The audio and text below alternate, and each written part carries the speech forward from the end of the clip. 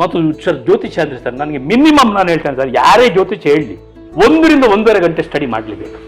Minimum 2 ಗಂಟೆ ಮಾಡಿದರೆ ನಾನು 70% ನಿಯರ್ ಇರ್ತೀನಿ, ನಾಟ್ 100%. ಅಂದರೆ ಒಂದು ಜಗತ್ತಿನಲ್ಲಿ ಒಂದು ಅಗೋಚರವಾದ ಶಕ್ತಿ ಇದೆ ಸರ್. ಸರ್ ಮನುಷ್ಯ ಹುಟ್ಟುವುದು ಯಾವಾಗ ಹುಟ್ಟುತ್ತಾನಂತ ಯಾರಿಗೂ ಗೊತ್ತಿಲ್ಲ, ಸಾಯುವುದು ಯಾರಾದರೂ ನಮಗೆ ಗೊತ್ತಿದೆ, ಯಾವ ಡೇಟಿಗೆ ಸಾಹಿತ್ಯವಂತ ಸಾಯುವುದು ನಮಗೆ ಗೊತ್ತಿದ್ರೆ ಏನಾಗ್ತಿತ್ತು, ಅದು ಒಂದು ಚಿದಂಬರವಾದಂಥ ರಹಸ್ಯ ಸರ್. ಸಿಂಪಲ್ ಸರ್, ಜ್ಯೋತಿಷದವನಿಗೆ ಕೇಳ್ಬೋದು ಈ ಪ್ರಶ್ನೆ. ಡಾಕ್ಟರ್ಗಳು ಇರ್ತಾರೆ, ಅವರೆಲ್ಲ ನಮ್ಮ ರೋಗಗಳಿಗೆ ಮದ್ದು ಕೊಡುದು, ಅವರ ರೋಗದಿಂದಲೇ ತಾನೇ ಸಾಯುವುದು. ಹಾಗೆ ಇನ್ನೊಂದು 4 ಜನರೇಷನ್ ಆದಾಗ ಸುಧಾಕರ್ ಬನ್ನಂಜೆ ಹೇಳುವಂಥದ್ದು ನನ್ನ ಮಕ್ಕಳಿಗೆ ಹಿರಿದು ಗೊತ್ತಿರ್ತದೆ ಸರ್. ಹಾಗಿರುವಾಗ ನಾವು ಹೆಸರಿನ ಹಿಂದೆ ಬೀಳುವುದು ತಪ್ಪಲ್ವ ಸರ್? ಹಾಗಂತ ಹೇಳಿ ನಾವು ನಾಡಿನಲ್ಲಿ ಬದುಕ್ತಾ ಇದ್ದೀವಿ, ಕಾಡಲ್ಲಿ ಬದುಕ್ತಾ ಇಲ್ಲ. ನಾಡಿನಲ್ಲಿ ಬದುಕುವಾಗ ಅನಿವಾರ್ಯವಾಗಿ ನಾವು ಇದೆಲ್ಲ ಸಹಿಸಿಕೊಳ್ಳೇಬೇಕು.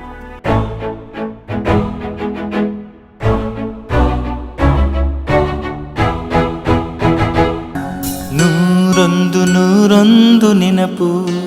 ಕ್ಯಾಮ್ರಾ ರೋಲ್ ಆಗೋಕ್ಕೆ ಮುಂಚೆ ಆ ಪ್ಯಾಡು ಪೇಪರ್ ಇಟ್ಕೊಂಡಿರ್ಬೋದು, ಏನು ಅಂತ ಇರ್ಬೋದು, ಕೆಲವು ಪಾಯಿಂಟ್ಸ್ ಅವರು ಬರ್ಕೊಂಡಿದ್ದಾರೆ. ಅದ್ರ ಜೊತೆಗೆ ನನ್ನ ಕೇಳಿದೆ, ಇದು ಕ್ಯಾಮ್ರಾ ಸ್ಟಾರ್ಟ್ ಆಗೋಕ್ಕೆ ಮುಂಚೆ ಅವ್ರು ಇನ್ನೂ ನಂದು ಫುಲ್ ಸ್ಟಡಿ ಮಾಡಿಲ್ಲ, ಒಂದಿಷ್ಟು ಈ ರೋಲ್ ಆಗೋಕ್ಕೆ ಮುಂಚೆ ಎಷ್ಟು ಹೇಳಬೇಕು ಅಷ್ಟು ಹೇಳಿದ್ರು. ಸತ್ಯ ಮಾಡಿ ಹೇಳ್ತಿದ್ದೀನಿ, ಈ ಸರಸ್ವತಿ ಮುಟ್ಟಿ ಹೇಳ್ತಾ ಇದ್ದೀನಿ, ಅವ್ರು ಏನು ಹೇಳಿದ್ರು ನನಗೆ ತುಂಬ ಪ್ರಿಸೈಸ್ ಆಗಿ ಹೇಳಿದ್ರು. ಹಾಗೆ ನಾನು ಇದು ಮಾಡಿದೆ ಸರ್. ಆಮೇಲೆ ನನ್ನ ಒಬ್ಬರು close friend sir, Pradeep Bhat ಅಂತ, ಅವರು ಪೌರೋಹಿತ್ಯ ಮಾಡ್ತಾರೆ ಮತ್ತು ನನ್ನ ಜೊತೆಯಲ್ಲಿ ಕೆಲಸನೂ ಮಾಡಿದ್ದಾರೆ. ಅವರಿಗೆ ನಾನಂದರೆ ತುಂಬ ಪ್ರೀತಿ. ಸರ್ ನಿಮ್ಮದು ಜ್ಯೋತಿಷ್ ಚೆನ್ನಾಗಿ ಹೇಳ್ತಾರೆ ಸರ್, ಅದನ್ನು ಮುಂದುವರಿಸಿ ಬಂದಂತ ಅವರು ಏನೋ ಒಂದು ಯೂಟ್ಯೂಬ್ ಚಾನಲ್ ಮಾಡಿ ನನ್ನನ್ನು ಕರ್ಕೊಂಡು ಹೋಗಿ, ಆಮೇಲೆ ಇನ್ನೊಬ್ಬರು ಗೋಪಿ ಅಂತ, ಇವರೆಲ್ಲ ಸೇರಿಕೊಂಡು ಒಂದು 100-200 ಎಪಿಸೋಡು ಯೂಟ್ಯೂಬಲ್ಲಿ ಇದೆ ಸರ್ ನಿಮ್ಮದು. ಮತ್ತು ನನಗೆ ಏನಾಗಿದೆ ಅಂದರೆ ಸರ್, ಸಮಯ ಮತ್ತು ಸರ್ ಜ್ಯೋತಿಷ್ಯ ಅಂದರೆ ಸರ್ ನನಗೆ ಮಿನಿಮಮ್ ನಾನು ಹೇಳ್ತೇನೆ ಸರ್, ಯಾರೇ ಜ್ಯೋತಿಷ್ಯ ಹೇಳಲಿ ಮಿನಿಮಮ್ ಎಂಥ ಇದು ಮಾಡಬೇಕಾದ್ರೆ 1 ರಿಂದ 1.5 ಗಂಟೆ ಸ್ಟಡಿ ಮಾಡಲೇಬೇಕು. ಅದೊಂದು ಕಬ್ಬಿಣದ ಕಡೆ. ನಮ್ದು ನೀವು ಸ್ಟಡಿ ಮಾಡೋಕ್ಕೆ 1.5 ಗಂಟೆ, ನನಗೆ 1-2 ಗಂಟೆ ಅಂತೂ ಬೇಕೇ ಬೇಕು ಸರ್. ಮಿನಿಮಮ್ 2 ಗಂಟೆ ಮಾಡಿದರೆ ನಾನು 70% ನಿಯರ್ ಇರ್ತೀನಿ, ನಾಟ್ 100%. ಯಾಕಂದ್ರೆ ಸುಮ್ಮನೆ ನಾವು ಹೇಳ್ಬೋದು, ಯಾಕಂದ್ರೆ 10ನೇ ಲಗ್ನದಿಂದ 10ನೇ ಮನೆ ಕರ್ಮಸ್ಥಾನ ಅಂತ. ಕರ್ಮಸ್ಥಾನ ಅಂದರೆ ಪೂರ್ವಜನ್ಮದ ಕರ್ಮಫಲ. ಯಾರ ಪೂರ್ವಜನ್ಮವನ್ನು ಯಾರು ಕೂಡ ಸ್ಟಡಿ ಮಾಡಲಿಕ್ಕೆ ಆಗೋದಿಲ್ಲ. ಉಳಿದ 11 ಮನೆಗಳನ್ನು ನೋಡಿಕೊಂಡು ಜ್ಯೋತಿಷ್ಯ ಹೇಳುವವನು ಅವನ ಬುದ್ಧಿವಂತಿಕೆಯಿಂದ 10ನೇ ಮನೆಯಿಂದ ಹೇಳ್ತಾನೆ. ಯಾಕಂದರೆ ನಿಮ್ಮ ಪುರಾಣದಲ್ಲಿ ಕೂಡ ಇದೆ, ನಾವು ಪುರಾಣದಲ್ಲಿ ಓದುವಾಗ ಈಗ ಮಾರ್ಕಂಡೇಯರಿಗೆ ಅಲ್ಪಾಯುಷ್ಯ, ಎಲ್ಲ ಸಪ್ತ ಋಷಿಗಳು ಬಂದು ದೀರ್ಘಾಯುಷ್ಮಾನ್ ಭವ ಅಂತ ಹೇಳಿದ್ರು. ಮತ್ತೆ ನೋಡುವಾಗ ಇವರಿಗೆ 15 ವರ್ಷ ಆಯುಷ್ ಅಂತ. ಅವರಿಗೆ ಟೆನ್ಷನ್ ಆಯಿತು, ಈಶ್ವರನನ್ನು ಪ್ರಾರ್ಥನೆ ಮಾಡುವಂತ. ಈಶ್ವರ ಪ್ರಾರ್ಥನೆ ಮಾಡಿದ ಮೇಲೆ ಆಮೇಲೆ ಯಮ ಬಂದಾಗಲೂ ಈಶ್ವರ ಶಿವಲಿಂಗವನ್ನು ಗಟ್ಟಿಟ್ಕೊಂಡು ಅವರಿಗೆ ಮತ್ತೆ ಚಿರಂಜೀವಿ ಆದರು. ಅಂದರೆ ಕರ್ಮಸ್ಥಾನ ಅಂದರೆ ನಮ್ಮ ಹಿಂದೂಗಳು ನಾವು ನಂಬುವಂಥವರು. ಕರ್ಮಸ್ಥಾನ ದೇವರು ಅಂದರೆ ಒಂದು ಶಕ್ತಿ ಇದೆ ಸರ್ ಪ್ರಪಂಚದಲ್ಲಿ. ಆ ಶಕ್ತಿಯನ್ನು ನೀವು ಯಾವುದೇ ಹೆಸರಿನಿಂದ ಕರೀರಿ. ಈಗ ಸೂರ್ಯ ಸರ್, ಸಿಂಪಲ್ ಆಗಿ ನಾನು ಅಂತೇಳಿ, ಸೂರ್ಯ ಜ್ಯೋತಿಷ್ಯ ಶಾಸ್ತ್ರಕ್ಕೆ ಮೂಲವಾಗಿ ಇರುವಂಥದ್ದೇ ಸೂರ್ಯ ಮತ್ತು ಗ್ರಹಗಳು. ಈಗ ಗ್ರಹಗಳು ತುಂಬ ಇದೆ, ಇಂಥ ಸೂರ್ಯನಂಥ ಸೋಲಾರ್ಗಳು ತುಂಬ ಇರ್ಬೋದು, ಸೈನ್ಸ್ ಬೇರೆನೇ ಹೇಳ್ತದೆ. ನಾವು ಅದು ಸಿಂಪಲ್ ಆಗಿ ಯೋಚನೆ ಮಾಡುವ, ಸೂರ್ಯನ ಕಿರಣ ನಮ್ಮ ಮೈ ಮೇಲೆ ಬೀಳಲಿಲ್ಲ ಅಂದರೆ ವಿಟಮಿನ್ ಡಿ ಈ ಕೊರತೆಯಿಂದ ಮೂಳೆಗಳೆಲ್ಲ ಪುಡಿ ಆಗ್ತದೆ, ಸತ್ಯ ತಾನೆ? ಸೂರ್ಯನ ಕಿರಣ ಗಿಡಗಳ ಮೇಲೆ ಬೀಳಲಿಲ್ಲ ಅಂದರೆ ಆಮ್ಲಜನಕ ಉತ್ಪತ್ತಿ ಆಗುವುದಿಲ್ಲ. ನಮಗೆ ಆಮ್ಲಜನಕ ಉತ್ಪತ್ತಿ ಆಗಲಿಲ್ಲ ಅಂದರೆ ನಮಗೆ ಉಸಿರಾಡಲಿಕ್ಕೆ ಗಾಳಿ ಎಲ್ಲಿದೆ? ಸೂರ್ಯನ ಕಿರಣ ವೆರಿ ಅಗತ್ಯ, ನಮಗೆ ಸೂರ್ಯ ಅಗತ್ಯ. ಅದೇ ರೀತಿಯಲ್ಲಿ ಸೂರ್ಯನ ಸುತ್ತ ತಿರುಗುತ್ತೆ. ಉದಾಹರಣೆಗೆ ಸರ್, ನಿಮಗೆ ತುಂಬ ಚಳಿ ಆಗ್ತದೆ. ಚಳಿ ಆದಾಗ ನೀವು ಬೆಂಕಿ ಹತ್ರ ಹೋಗಿ ಬೆಂಕಿ ಕಾಯಿಸ್ಕೊಳ್ತೀವಿ, 2 ನಿಮಿಷ ಕೂತ್ಕೊಳ್ಬೋದು, ಮತ್ತೆ ಕೂತ್ಕೊಳ್ಳಿಕ್ಕೆ ಆಗುದಿಲ್ಲ. ಹಾಗೆಯೇ ತುಂಬ ಸೆಕೆ ಆಗ್ತದೆ, ಐಸಿನ ಮೇಲೆ ನೀವು ಮಲಗ್ಬೋದು, 2 ನಿಮಿಷ ಮತ್ತೆ ಆಗ್ತದೆ. ಯಾಕಂದರೆ ನಮ್ಮ ಬಾಡಿಯಲ್ಲಿಯೂ ಕೂಡ ನೀರು 70% ನೀರಿದೆ. ಆಮೇಲೆ ಚರ್ಮ, ರಕ್ತ, ಅದು ಇದೆಲ್ಲ ಸೈನ್ಸು ಗೊತ್ತಿದ್ದವರಿಗೆ. ಹಾಗೆಯೇ ಒಂದೊಂದು ಗ್ರಹಗಳು ಒಂದೊಂದಕ್ಕೆ ಕಾರಕತ್ವ ಇದೆ.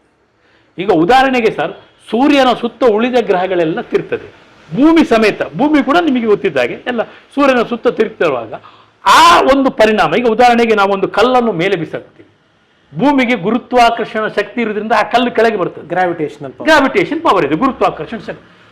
ಈಗ ಚಂದ್ರಲೋಕಕ್ಕೆ ಅಥವಾ ಬೇರೆ ಹೋಗುವಾಗ ಆ ಗ್ರಾವಿಟೇಷನ್ ಪವರ್ನ ದಾಟಿ ಹೋಗಬೇಕು. ಹೋದಾಗ ಅಲ್ಲಿ ತೇಲಾಡ್ತಾ ಇರ್ತಾರೆ. ಅಂದರೆ ಅದನ್ನು ದಾಟಿ ಹೋಗ್ಬೇಕಂದ್ರೆ ಅಂಥ ಫಾಸ್ಟ್ ಹೋಗ್ಬೇಕು, ಅಂದರೆ ಅಲ್ಲಿ ಒಂದು ಶಕ್ತಿ ಇದೆ ಅಂತ ಆಯಿತು. ಹಾಗೆಯೇ ಪ್ರತಿಯೊಂದು ಗ್ರಹಗಳು ಕೂಡ ಒಂದು ಶಕ್ತಿ ಇದೆ. ಗ್ರಹಗಳಿಗೆ ಒಂದು ದೃಷ್ಟಿ ಅಂತ ಇರ್ತದೆ. ಈಗ ನಾನು ನಿಮ್ಮನ್ನು ನೇರವಾಗಿ ನೋಡಿ ಮಾತಾಡೋದಕ್ಕೂ, ಓರೆ ನೋಟದಲ್ಲಿ ಮಾತಾಡೋದು, ನಿಮ್ಮ ಹಿಂದಿನಿಂದ ನಾನು ನೋಡೋದಕ್ಕೂ, ಈಗ ಫ್ರಂಟಲ್ಲಿ ನಾವು ನಿಮ್ಮನ್ನು ನೋಡುವಾಗ ನಿಮ್ಮ ಸಂಪೂರ್ಣ ನನಗೆ ಇದಿರ್ತದೆ. ಓರೆಯಲ್ಲಿ ಬಂದಾಗ ನಿಮ್ಮ ಎರಡು ಕಣ್ಣುಗಳಲ್ಲಿ ಒಂದು ಕಣ್ಣು ಮಾತ್ರ ಕಾಣುತ್ತೆ, ಇನ್ನೊಂದು ಕಡೆಯಲ್ಲಿ ಬಂದಾಗ ಇನ್ನೊಂದು ಕಣ್ಣು ಕಾಣುತ್ತೆ, ಬ್ಯಾಕಲ್ಲಿ ಬಂದಾಗ ನಿಮ್ಮ ಬೆನ್ನು ಮಾತ್ರ ಕಾಣುತ್ತೆ. ಹಾಗೆಯೇ ಗ್ರಹಗಳಿಗೆ ದೃಷ್ಟಿ ಇದೆ, ಅವುಗಳು ಭೂಮಿಯನ್ನು ನೋಡುವ. ಆದರೆ ಪ್ರತಿಯೊಂದು ಗ್ರಹಗಳಿಗೂ ದೃಷ್ಟಿ ಇದೆ. ಅಂದರೆ ಗುರುವಿಗೆ 5, 7, 9 ದೃಷ್ಟಿ, ಕುಜನಿಗೆ 4, 7, 8 ದೃಷ್ಟಿ, ಆಮೇಲೆ ಇವನಿಗೆ ಶನಿಗೆ 3, 7, 10 ದೃಷ್ಟಿ. ಉಳಿದ ಎಲ್ಲ ರವಿ, ಚಂದ್ರ, ಬುಧ, ಶುಕ್ರ, ರಾಹು, ಕೇತುಗಳೆಲ್ಲ 7ನೇ ಮನೆಯ ದೃಷ್ಟಿ. ಈ ದೃಷ್ಟಿಗಳನ್ನೆಲ್ಲ ನೋಡಿಕೊಂಡು ಅದನ್ನೆಲ್ಲ ಸ್ಟಡಿ ಮಾಡಿಕೊಂಡು ಅದರಲ್ಲಿ ಕೂಡ ಇದೆ ನವಾಂಶ ನೋಡಬೇಕು, ಅಯನಾಂಶಗಳನ್ನು ನೋಡಬೇಕು. ಅದರಲ್ಲಿ ಮತ್ತೆ ಗ್ರಹಗಳು, ಯಾವುದು ಗ್ರಹಗಳು ಅಸ್ತ ಆಗಿದೆ, ಅಸ್ತ ಆದರೆ ಆ ಗ್ರಹಗಳಲ್ಲಿ ಪವರ್ ಇಲ್ಲ, ಯಾವುದು ವಕ್ರ ಆಗಿದೆ, ಇದನ್ನು ಎಲ್ಲವನ್ನೂ ನೀವು ಸ್ಟಡಿ ಮಾಡಿ 1-2 ಗಂಟೆ.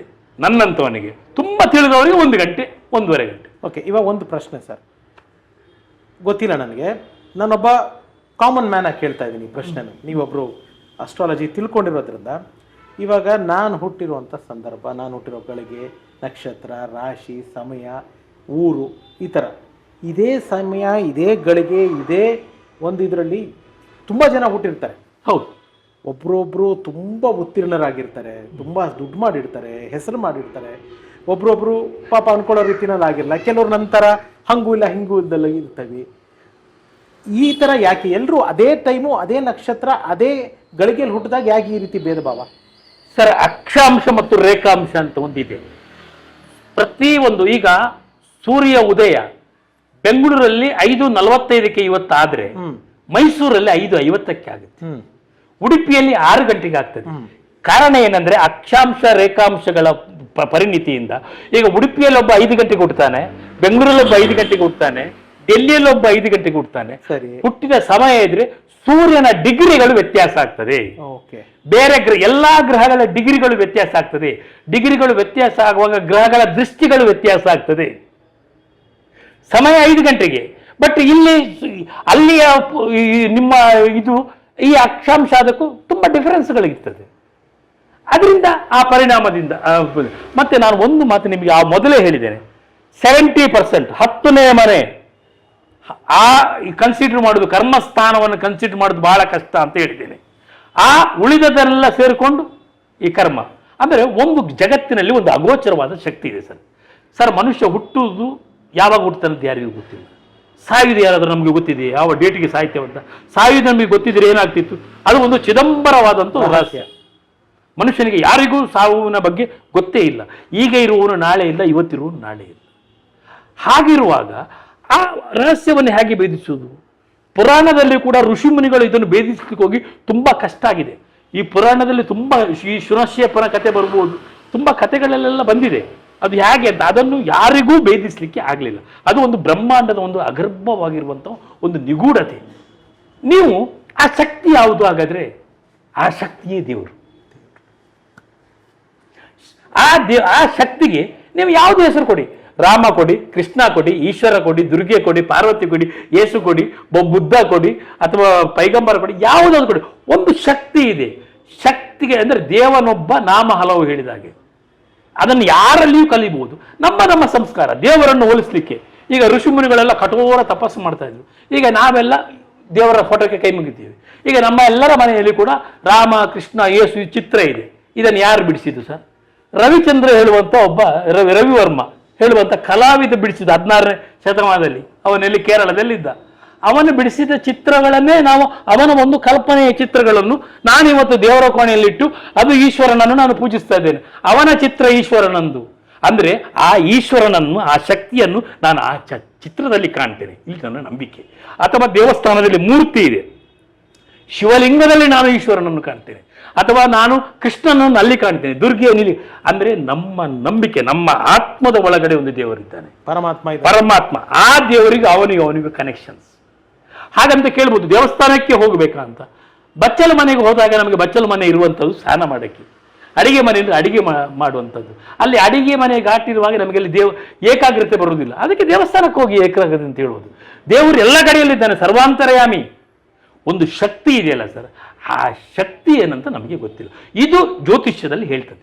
ಆ್ಯಂಡ್ ಇವಾಗ ನೀವು ಜ್ಯೋತಿಷ್ಯ ಹೇಳ್ತಿರಲ್ಲ, ನಿಮ್ಮ ಭವಿಷ್ಯ ಅಂದರೆ ನಿಮ್ಮ ಕುಟುಂಬದ್ದು ಗೊತ್ತಾಗತ್ತಾ? ನಿಮ್ಮ ಕ್ಯಾಲ್ಕುಲೇಷನ್ಸ್ ಮಾಡ್ಬೋದಾ ಸರ್? ನಾನು ನಿಮ್ಮದು ಅಂತ ಹೇಳ್ತಲ್ಲ, ಇನ್ ಜನರಲಿ. ಸರ್ ನಾನು ಕ್ಯಾಲ್ಕುಲೇಷನ್ ಮಾಡಿದ್ದೀನಿ. ಓಕೆ, ಕ್ಯಾಲ್ಕುಲೇಷನ್ ಮಾಡಿದ್ದೀನಿ. ಅದು ನಾನು ಹೇಳಿದ ಹಾಗೇನೆ 60-70 ಬಂದಿದೆ ಹೆಚ್ಚಿನವರದು, ಬೇರೆಯವ್ರದ್ದು ಕೂಡ ಬಂದಿದೆ. ನನ್ನದೇ ಕೇಳ್ಬೋದು ನಾಳೆ, ನಿಮ್ಮ ಸಿನಿಮಾ ಇದಾಗುವಾಗ ನಿಮಗೆ ಗೊತ್ತಿಲ್ವ ಅಂತ. ಸರ್ ಕರ್ಮ ಅಂತ ಇರ್ತದೆ, ನೀವು ಗೆಲ್ತೇವೆ ಸೋಲ್ತೇವೆ ಬೇಡ, ನಾನು ಹೋರಾಟ ಮಾಡ್ಬೇಕಂದ್ರೆ ಮಾಡಿಯೇ ಮಾಡ್ತೀನಿ. ಅದು ನನ್ನ ಕರ್ಮ. ನನ್ನ ಲಾಸ್ ಆಗ್ಬೇಕಂದ್ರೆ ಲಾಸ್ ಆಗಬೇಕು, ನನಗೆ ಯಾರ ಮಾತನ್ನು ಕೇಳೋದಿಲ್ಲ, ನಾನು ಕೆಲಸ ಮಾಡಿಯೇ ಮಾಡ್ತೀನಿ. ಸರ್ ಸಿಂಪಲ್ ಸರ್, ಜ್ಯೋತಿಷದವನಿಗೆ ಕೇಳ್ಬೋದು ಈ ಪ್ರಶ್ನೆ. ಡಾಕ್ಟರ್ಗಳು ಇರ್ತಾರೆ, ಅವರೆಲ್ಲ ನಮ್ಮ ರೋಗಗಳಿಗೆ ಮದ್ದು ಕೊಡುದು, ಅವರು ರೋಗದಿಂದಲೇ ತಾನೇ ಸಾಯುವುದು. ಹಾರ್ಟ್ ಪೇಷಂಟ್ ಡಾಕ್ಟರ್ಗಳು ಹಾರ್ಟ್ ಅಟ್ಯಾಕ್ ಆಗಿ ಸಾಯುವುದಿಲ್ವಾ?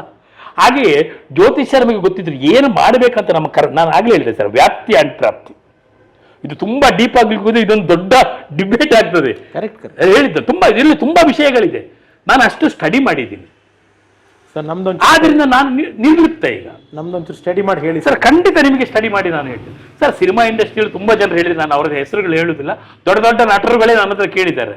ಆಮೇಲೆ ನಮ್ಮದೇ ನೋಡಿ ಕೆಲವು ಬೇಜಾರಾಗ್ತದೆ. ಆಮೇಲೆ ಆ ನಟರುಗಳಿಗೆ ಅವ್ರದ್ದೆಲ್ಲ ಜ್ಯೋತಿಷ್ಯ ಮಾತ್ರ ನಮ್ದು ಕೇಳ್ತಾರೆ. ನಮ್ದು ಯಾವುದೋ ಒಂದು ಸಿನಿಮಾಕ್ಕೆ ಪ್ರಮೋಷನ್ ಬಂದ್ರೆ ಪಾಪ ಅವ್ರಿಗೆ ಫ್ರೀಯೇ ಇರುವುದಿಲ್ಲ. ಇದಕ್ಕೆ ನಿಮ್ದಕ್ಕೆ ಅಂತ ಹೇಳಿದ್ರೆ, ಯಾಕಂದ್ರೆ ನಾವು ಯಾಕೆಂದ್ರೆ ಮನುಷ್ಯರು ಏನು ಸರ್, ಮನುಷ್ಯ ಮರವಾಗಬೇಕಂತೆ ಸರ್. ಮನುಷ್ಯನಾಗಿರ್ಬಾರ್ದು, ಮರ. ಯಾಕಂದ್ರೆ ಮನುಷ್ಯ ಸತ್ರೆ ಸರ್ 3 ದಿನದಲ್ಲಿ ಅವನ ಹೆಣ ಕೊಳಿತದೆ ಸರ್. ಮರ ಆದರೆ ಮರದಲ್ಲಿ ತೊಲೆಯಾಗಿ, ಮನೆಯಲ್ಲಿ ತೊಲೆಯಾಗಿ 100 ವರ್ಷ ಬದುಕ್ತೇವೆ ನಾವು. ಅದಕ್ಕೆ ನಾನು ಎಲ್ರಿಗೂ ಮನುಷ್ಯ ಮರ ಆಗಿ ಅಂತ. ಇರುವಾಗ ನೆರಳು ಕೊಡ್ತೇವೆ, ಹಣ್ಣು ಕೊಡ್ತೇವೆ, ಆಮೇಲೆ ಅದನ್ನು ಇದು ಮಾಡ್ಕೊಂಡು ಮನೆಗೆ ತೊಲೆ ಹಾಕ್ತೇವೆ. ನಾವು ಮನುಷ್ಯರು ಏನು ಸರ್? ಇದನ್ನ ಹಂಸಲೇಖ ಅವರು ತುಂಬಾ ಕಮರ್ಷಿಯಲ್ ಆಗಿ ತೆಂಗಿನ ಮರನ ಮನುಷ್ಯ ಆಗಬೇಕು ಅನ್ನೋದನ್ನ ಒಂದು ಹಾಡಿನ ಸಾಹಿತ್ಯದಲ್ಲಿ ಹೇಳಿದ್ದಾರೆ. ದೇವರಿಗೆ ಕಾಯಾಗಿ, ಗಂಟಲಿಗೆ ನೀರಾಗಿ, ಸೇತುವೆಗೆ ಹಾಸಾಗಿ, ಗುಡಿಸಲಿಗೆ ಸೂರಾಗಿ, ಬದುಕೆಲ್ಲ ನೀಡುತ್ತಾ ಬಾನೆತ್ತರ ಬಾಳುತ್ತಾ ಇರಬೇಕು ತೆಂಗಿನ ಮರದಂತೆ. ಹೌದು ಸರ್. ನಾನು 2002 ಧರ್ಮಯೋಧರು ಮಾಡುವಾಗ ಒಂದು ಡೈಲಾಗ್ ಬರ್ದಿದೆ. ಅಂದ್ರೆ ನಾನೇ ಪ್ರಥಮ ಅಂತ ನನಗೆ ಗೊತ್ತಿಲ್ಲ, ಬಟ್ ನನ್ನ ಕಲ್ಪನೆಗೆ ಬಂದದ್ದು ನಾನು ಬರೆದೆ. ನನಗಿಂತ ಮೊದಲು ದೊಡ್ಡವರೆಲ್ಲ ಬರೆದಿರ್ಬೋದು. ಅದೊಂದು ಈಶ್ವರನನ್ನು ಕುರಿತು ಅವನು ಕೇಳ್ತಾನೆ ಈಶ್ವರನಿಗೆ, ಈ ಜಾತಿ ಭೇದಲ್ಲ ಯಾಕೆ? ಅವನೊಬ್ಬ ದಲಿತ. ಧರ್ಮಯೋಧರ ಸಬ್ಜೆಕ್ಟ್ ಏನಂದ್ರೆ ದಲಿತರ ದೇವಸ್ಥಾನ ಪ್ರವೇಶ ಸರ್. ಓಕೆ, ಅದೊಂದು ಅವರು ದೈವಗಳಾಗಿ ಈಗಿದ್ದಾರೆ. ಅಂದ್ರೆ ಈಗ ಕೊರಗಜ್ಜ ಅಂತ ಹೇಳ್ತಾರೆ ಸರ್. ಈ ಕಥೆಯನ್ನು ನಾನು 2002 ಮಾಡಿದ್ದೇನೆ ಸರ್. ಈಗ ಕೊರಗಜ್ಜ ಈಗ ಫೇಮಸ್ ಆಗಿದ್ದು, ಅವನು ಕೊರಗ ತನಿಯ, ಅವನು ಈಗ ಅಜ್ಜ ಆಗಿದ್ದಾನೆ. ಅದು ಅವರವರ ನಂಬಿಕೆಗಳು. ಇದನ್ನು ನಾನು ಯಾವತ್ತೂ ಸಿನಿಮಾ ಮಾಡಿದ್ದೇನೆ ಕನ್ನಡದಲ್ಲಿ. ಯಾವ ಪಿಕ್ಚರ್ ಸರ್ ಅದು? ಧರ್ಮಯೋಧರು. ಬಬ್ಬು ಸ್ವಾಮಿ ಮತ್ತೆ ಕೊರಗ ಇಬ್ರು ಕೂಡ ದಲಿತರು. ಅವರಿಬ್ಬರನ್ನು ಕೂಡ ಮೇಲ್ವರ್ಗದವರು ಸಮಾಧಿ ಮಾಡುವುದು, ಅದೇ ಕಥೆಯನ್ನು ಇಟ್ಕೊಂಡು ನಾನು 2002 ಮಾಡಿದ್ದೀನಿ. ಈಗ ಕೊರಗಜ್ಜ ಕೊರಗೇಶ್ವರ ದೇವರು ಅಂತೇಳಿ ನಮ್ಮ ಊರಲ್ಲಿ ಬಹಳ ಫೇಮಸ್. ನನಗೆ ತುಂಬಾ ಖುಷಿ. ನಾನು ಸಿನಿಮಾ ಯಾವತ್ತೂ ಮಾಡಿದ್ದೇನೆ. ಈಗ ಅವರ ಸಿನಿಮಾವನ್ನು ಬೇರೆಯವರೆಲ್ಲ ಮಾಡ್ತಾ ಇದ್ದಾರೆ. ಓಕೆ, ಹೇಳ್ತಾ ಇದ್ರಿ, ಡೈಲಾಗ್ ಬರ್ದಿದೆ ಸರ್. ಏನು ಗೊತ್ತಾ ಸರ್, ಈಶ್ವರನ ಹತ್ರ ಕೇಳ್ತಾರೆ ಯಾರು ತನಿಯ, ಅವರಿಗೆ ದೇವಸ್ಥಾನ ಪ್ರವೇಶ. ಈಶ್ವರ ಯಾಕೆ ಈ ಜಾತಿ ಭೇದ? ಈಶ್ವರನಿಗೆ ಹೇಳ್ತಾನೆ, ನಿನ್ನ ವಾಹನ ನಂದಿ, ಪಾರ್ವತಿಯ ವಾಹನ ಸಿಂಹ, ಸಿಂಹಕ್ಕೂ ನಂದಿಗೂ ವೈರತ್ವ. ನಿನ್ನ ತಲೆಯಲ್ಲಿ ಇರುವುದು ಹಾವು, ಸುಬ್ರಹ್ಮಣ್ಯ ವಾಹನ ನವಿಲು, ನವಿಲಿಗೂ ಹಾವಿಗೂ ವೈರತ್ವ. ಗಣಪತಿಯ ವಾಹನ ಇಲಿ, ನಿನ್ನ ಕೊರಳಲ್ಲಿ ಸರ್ಪ, ಸರ್ಪಕ್ಕೂ ಇಲಿಗೂ ವೈರತ್ವ. ಅಂದ್ರೆ ವೈರತ್ವ ಇರುವವರೆಲ್ಲರೂ ಕೂಡ ನೀವು ಒಂದೇ ಮನೆಯಲ್ಲಿ ಬದುಕ್ತಾ ಇದ್ದೀರಿ, ಯಾವುದೇ ತೊಂದರೆ ಇಲ್ಲದೆ. ನಾವು ನಾನಾ ಜಾತಿಯ ಜನರು ಜಾತಿ ಅಂತ ಯಾಕೆ ಹೊಡೆದಾಡಿಕೊಳ್ತಾ ಇದ್ದೀವಿ? ನಾವು ಯಾಕೆ ಒಟ್ಟಿಗೆ ಬದುಕಲಿಕ್ಕಾಗಲ್ಲ ದೇವರೇ ಅಂತ ಕೇಳ್ತಾರೆ ನನ್ನ ಕಥಾನಾಯಕ. Beautiful sir. ತುಂಬಾ ತುಂಬಾ ತುಂಬಾ ಒಂಥರ ಆಧ್ಯಾತ್ಮಿಕನೂ ಇದೆ, ಒಂದು ಸಾರಾಂಶನೂ ಇದೆ. Beautiful sir. ಅಲ್ಲ, ಅವರು ನಾವು ನಂಬುವ ದೇವರುಗಳು ವೈರುಧ್ಯ ಇದ್ರು ಒಟ್ಟಿಗೆ ಬರ್ತೇವೆ. ನಾವು ಆ ಜಾತಿ ಈ ಜಾತಿ, ಮೇಲು ಕೀಳು, ಸ್ಪರ್ಶರು ಅಸ್ಪೃಶ್ಯರು ಯಾಕೆ ಸರ್? ನನಗೆ ಇದನ್ನೆಲ್ಲ ನೋಡುವಾಗ ಮತ್ತೆ ಮುಂದಿತ್ತು ಸರ್. ಮನುಷ್ಯ ಮಾಗ್ತಾ ಬಂದಾಗ, ಹಣ್ಣು ಮಾಗ್ತಾ ಬಂದಾಗ ಹಣ್ಣಾದ್ಮೇಲೆ ಅದು ಕೊಳಿತದೆ ಕಾಮನವಾಗಿ, ಮರದಿಂದ ಕೆಳಗೆ ಬೀಳ್ತದೆ. ಪ್ರತಿಯೊಬ್ಬ ಮನುಷ್ಯನೂ ಅಷ್ಟೇ ಸರ್. ಅವನು ಯೌವನದಲ್ಲಿ ನಮ್ಮ ರಕ್ತಗಳೆಲ್ಲ ಬಿಸಿರುವಾಗ, ಆಮೇಲೆ ನಾವು ಮಾಗ್ತಾ ಹೊಸ ಬಂದಾಗ ನನಗೆ ಜ್ಞಾನೋದಯ ಆಯ್ತು ಸರ್. ಚಿಕ್ಕಂದ್ರಲ್ಲಿ ನನಗೇನಂದ್ರೆ ಹೆಸರು ಮಾಡಬೇಕೇನೋ, ಹಣಕ್ಕಿಂತ ನನಗೆ ಹೆಸರು, ನಾನು ಹೆಸರು ಗಳಿಸ್ಬೇಕು, ಎಲ್ಲರಿಗೂ ನನ್ನ ಹೆಸರು ಇರಬೇಕು ಆಗೀಗ ಅಂತ ಒಂದು ಭ್ರಮೆಯಲ್ಲಿ ಇದ್ದೆ ಸರ್. ಆಮೇಲೆ ಒಂದು ದಿನ ಬುದ್ಧನಿಗೆ ಜ್ಞಾನೋದಯ ನನಗೂ ಆಯಿತು.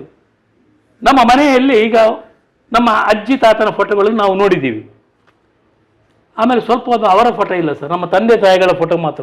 ಈಗ ನಮ್ಮ ಅಪ್ಪ ಅಮ್ಮನ ಫೋಟೋ ನಾನಿಲ್ಲಿ ಹಾಕಿದ್ದೀನಿ. ಸ್ವಲ್ಪ ಸಮಯ ಹೋದ ನಾವಿಲ್ಲದಾಗ ನನ್ನ ಫೋಟೋಗಳು ಅಥವಾ ನನ್ನ ಹೆಂಡತಿ ಫೋಟೋ ಅಲ್ಲಿ ಬರ್ತದೆ, ನನ್ನ ತಂದೆ ತಾಯಿಗಳ ಫೋಟೋ ಇಲ್ಲ.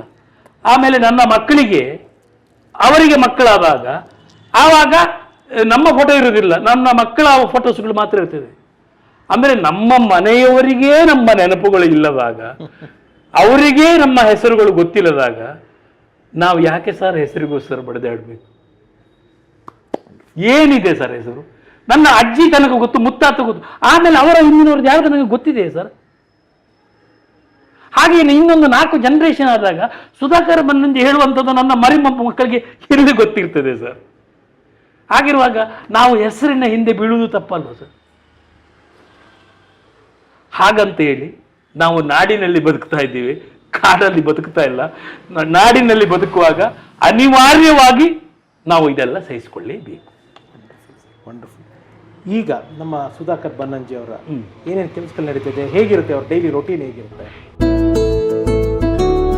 ಪೆನ್ನು ಪೇಪರ್ ನಮ್ಮದೇ, ಏನು ದುಡ್ಡು ಕೊಡಬೇಕು ಬರೀಲಿಕ್ಕೆ? ನಾವೇ ಬರೆಯುವುದು, ರಾಶಿ ಮಾಡಿ ಇಟ್ಟಿದ್ದೀನಿ ಸರ್. ಈಗ ಯಾರು ಸೀರಿಯಲ್ ಮಾಡೋರು, ಸಿನಿಮಾ ಮಾಡೋರು ನಿಮ್ಮನ್ನ ನಟನೆ ಕರೆದ್ರೆ ಆ್ಯಕ್ಟ್ ಮಾಡ್ತೀರಾ? ಮಾಡ್ತೀನಿ ಸರ್. ಸರ್ ಕೋಳಿಗೆ ಅಕ್ಕಿ ಆದ್ರೆ ಏನು, ಭತ್ತ ಆದ್ರೆ ಏನು ಸರ್? ಹೊಟ್ಟೆ ತುಂಬುದು.